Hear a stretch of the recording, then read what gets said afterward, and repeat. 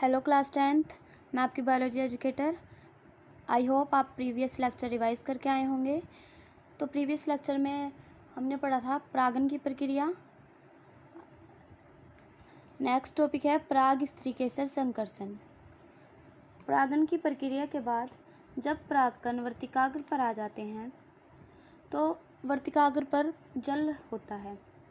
जो जल परागकण के भीतर चला जाता है और अंतःचोलवृत्ति पानी के दबाव के कारण बाहर आने लगती है, जिसे हम परागनलिका कहते हैं। तो इसमें लिखते हैं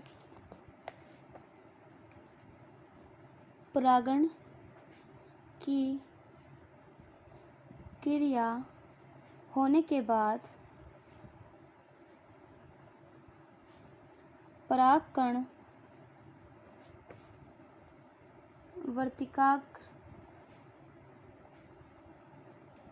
पर जाकर बैठ जाते हैं।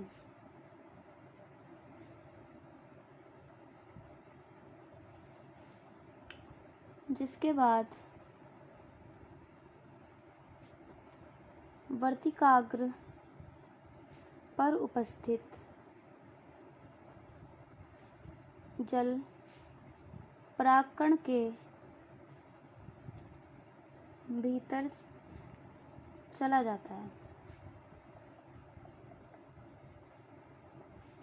और अंतःचोलवृत्ति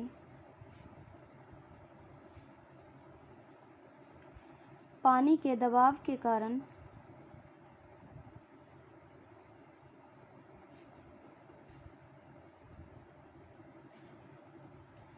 बाहर आ जाती है, जिसे परागनलिका कहते हैं।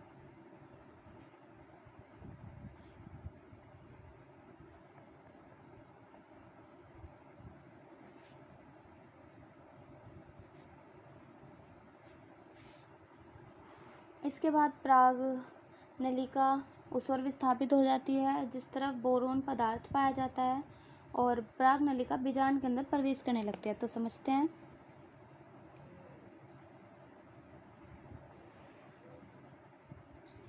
ये वर्तिकाग्र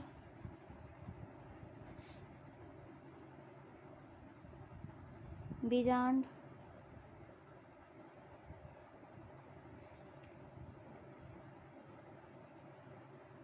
परागकण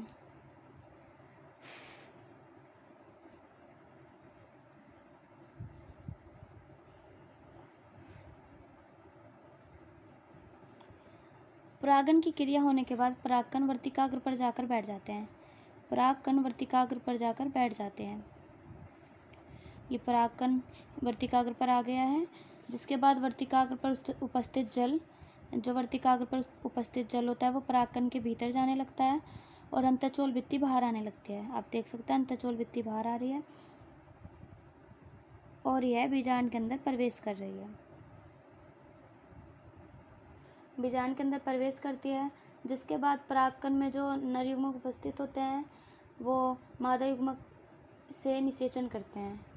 ये नर युग्मक बीजांड में उपस्थित मादा युग्मक से निषेचन करते हैं। यही होता है पराग स्त्रीकेशन संकर्षण। तो लिख लेते हैं।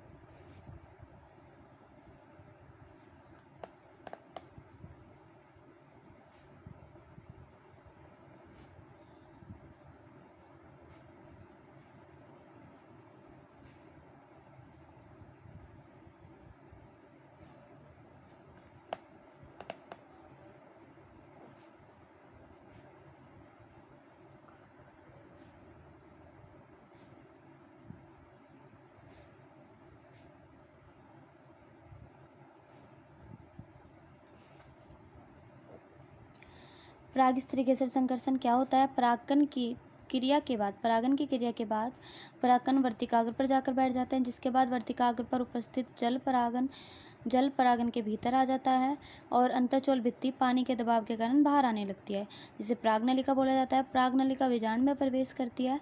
परागनलिका में जो उपस्थित नर युग्मक होते हैं वो मादा युग्मक से संलयन करते हैं और यही सलन पुष्पिपादपों में लैंगिक जनन कहलाता है।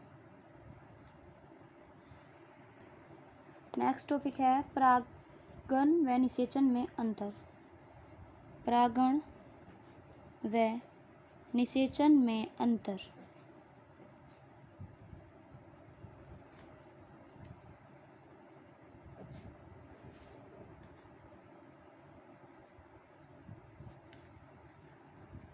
तो अब हम पढ़ेंगे परागण और निषेचन में अंतर।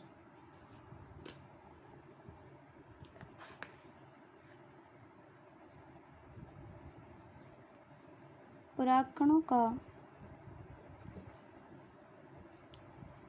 वर्तिकाग्र वाले भाग पर जाना परागण कहलाता है।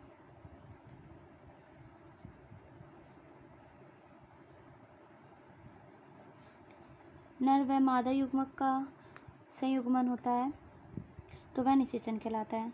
नर व मादा युग्मकों का संलयन निषेचन कहलाता है।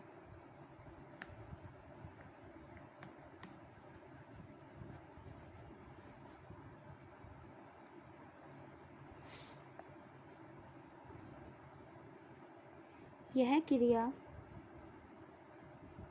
निषेचन से पहले होने वाली क्रिया है।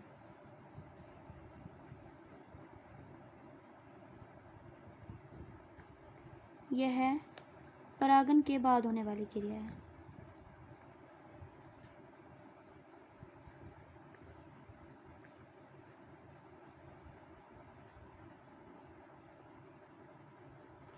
यह एक बाह्य क्रिया है। यह एक आंतरिक क्रिया है।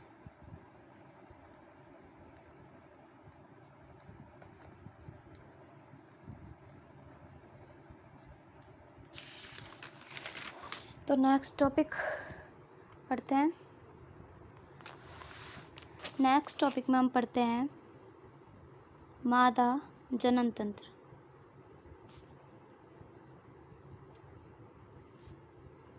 पुष्पिपादपों में निषेचन हमने पढ़ लिया है। तो नेक्स्ट टॉपिक हम पढ़ते हैं मादा जनन तंत्र, फीमेल रिप्रोडक्शन सिस्टम।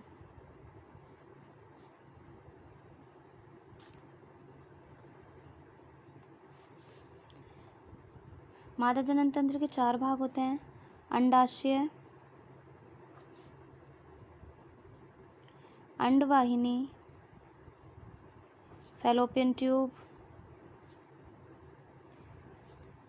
ये सभी नाम आपको याद रखने हैं। डिंब वाहिनी, बिंब वाहिनी,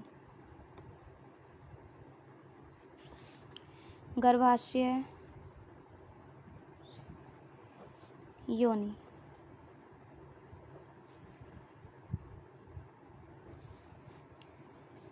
फर्स्ट है अंडाशय। अंडाशय में अंडाणु का निर्माण होता है। यहाँ पर मादा हार्मोन का निर्माण भी होता है। मादा हार्मोन जैसे एस्ट्रोजन व प्रोजेस्टेरोन, तो लिखते हैं इसमें अंडाणु का निर्माण होता है।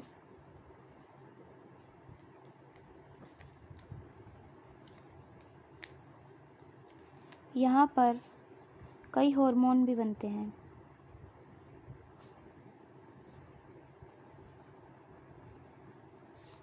जैसे एस्ट्रोजन व प्रोजेस्टेरोन। नेक्स्ट है अंडवाहिनी या फैलोपियन ट्यूब भी बोल सकते हैं।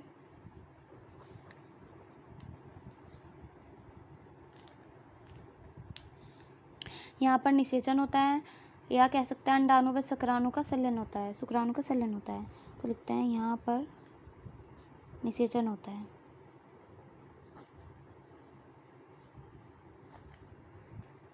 अंडवाहिनी के भी 3 भाग होते हैं।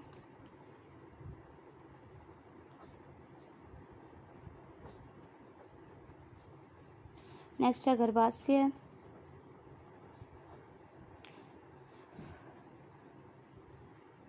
आप सबको पता है यहाँ पर शिशु 9 महीने रहता है।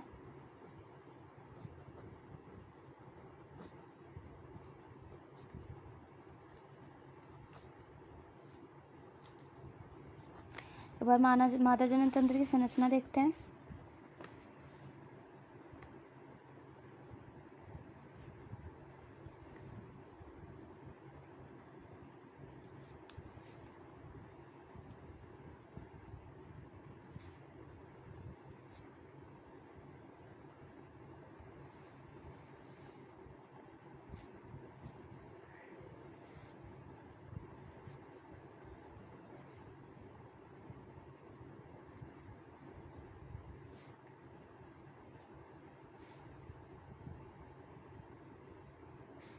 वेजाइना,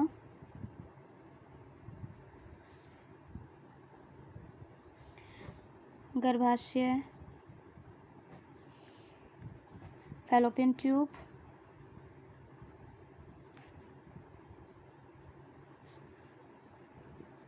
अंडाशय,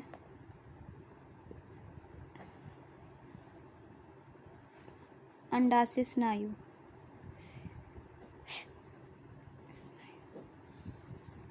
तो ये थी मादा जनन तंत्र की संरचना।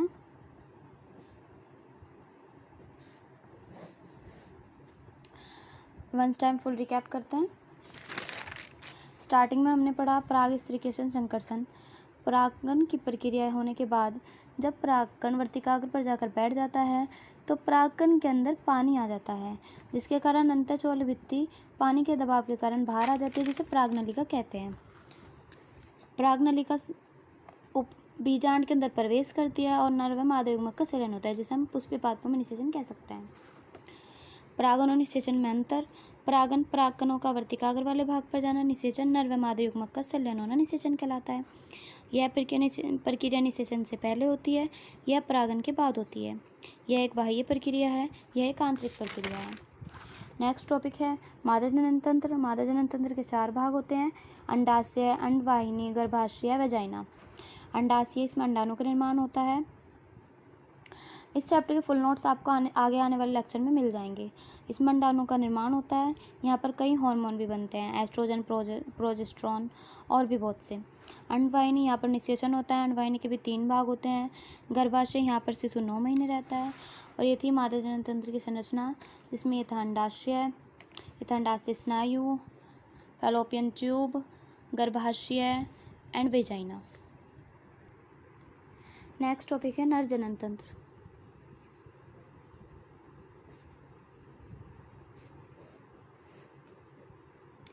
मादा जनन तंत्र और नर जनन तंत्र दोनों इम्पोर्टेंट टॉपिक है बोर्ड के लिए।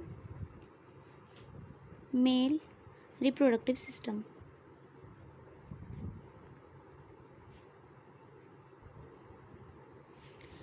नर जनन तंत्र एक जोड़ी वृषण। जो नर जनन तंत्र होता है वो एक जोड़ी वृषण, सहायक ग्रंथियाँ, सहायक नलिकाओं और सीसन से मिलकर बना होता है। तो लिखते हैं, यह एक जोड़ी वृषण, सहायक नलिकाएं, सहायक ग्रंथियों और सीसन से मिलकर बना होता है।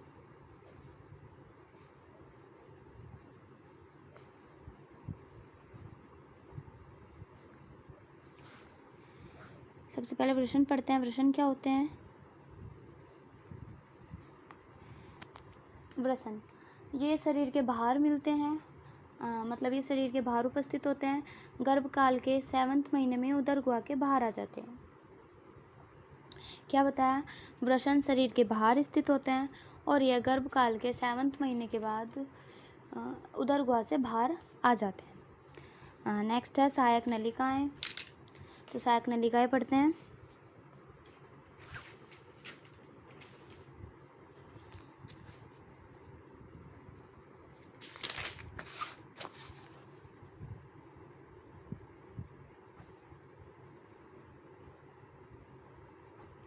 सहायक नलिकाएं ये भी 3-4 प्रकार की होती है, देखते हैं। वृषण जालिका,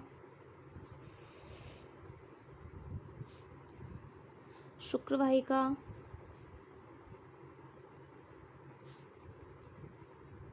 अधिवृषण और शुक्रवाहक। वासा डिफरेंस। शुक्रवाहक। अगर आप वृषण की संरचना देखोगे, यह है वृषण।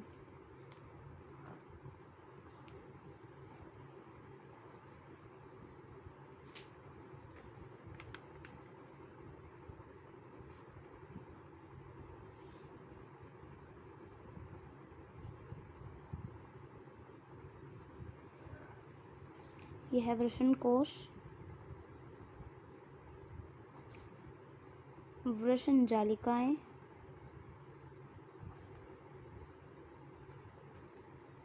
अधिवृषण, शुक्रवाहक एंड लास्ट शुक्रवाहिकाएं।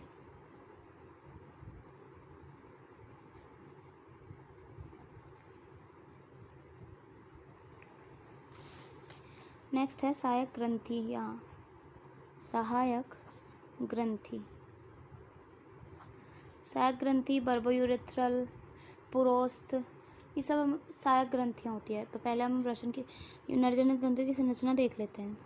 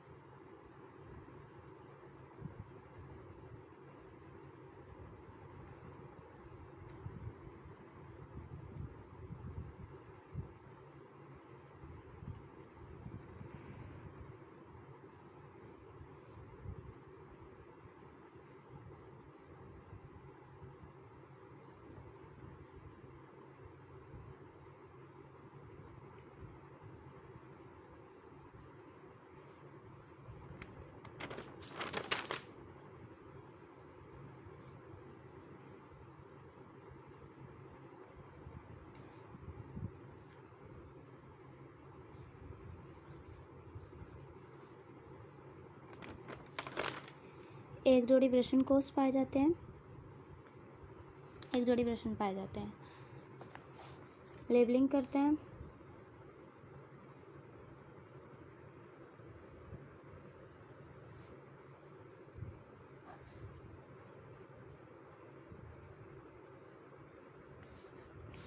शुक्राशय,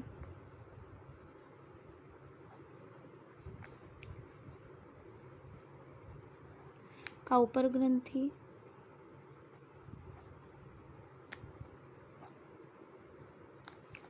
पुरोस्त ग्रंथि,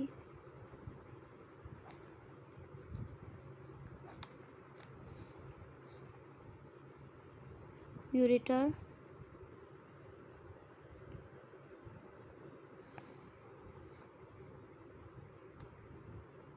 यूरिनरी ब्लेडर,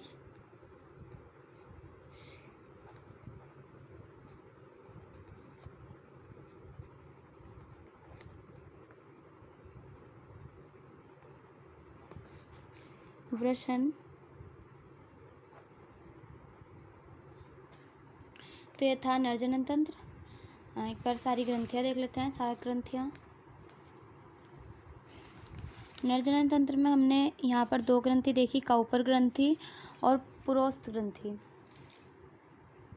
शुक्राशय भी ग्रंथि में आ जाता है। तो देखते हैं सबसे पहले काउपर ग्रंथि। काउपर ग्लैंड या ग्रंथि, यह सबसे छोटी सहायक ग्रंथि होती है, सबसे छोटी सहायक ग्रंथि। ये एक जोड़ी होती है। नेक्स्ट है पुरोस्त ग्रंथि। पुरोस्त या प्रोस्टेट ग्रंथि, यह यूरिनरी ब्लैडर के आधार पर मिलती है। यह है यूरिनरी ब्लैडर के आधार पर पाई जाती है।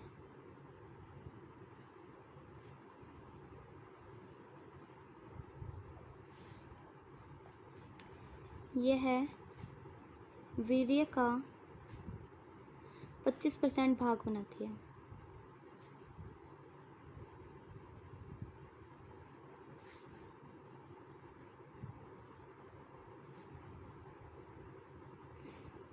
नेक्स्ट है शुक्राशय।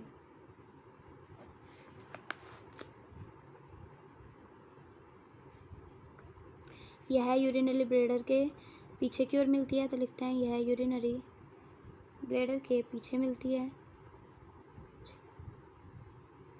है। यह एक जोड़ी होती है।